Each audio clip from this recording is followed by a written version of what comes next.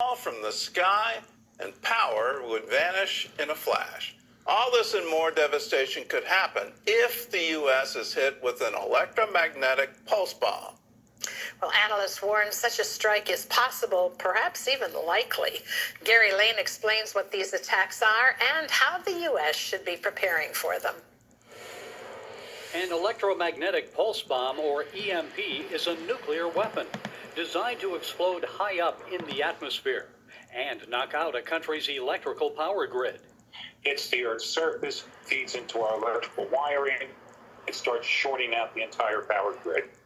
If they launch 3 missiles, eastern, central, western United States, it would shut our grid down permanently. Historian Dr. William Forstchen is a New York Times best-selling author and expert on EMPs. His new novel is 5 Years After, a political thriller about the aftermath of such an attack. Most people assume Russia or China would be the countries most likely to target the U.S. with an EMP. However, Forstchen believes North Korea is the more likely culprit.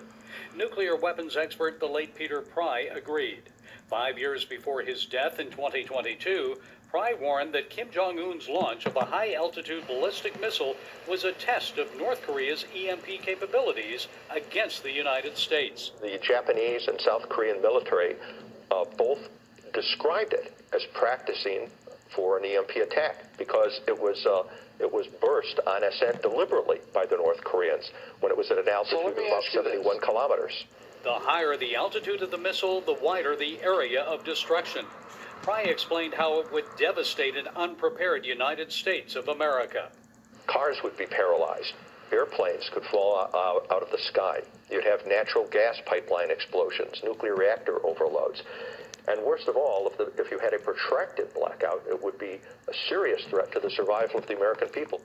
No electricity means no pumps to provide enough water needed to irrigate and grow crops.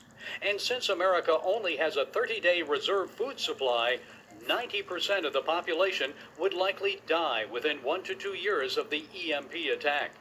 So what can be done to protect the nation? Recent legislation sets aside $13 billion to upgrade the U.S. energy grid. But finding the needed replacement parts may be difficult.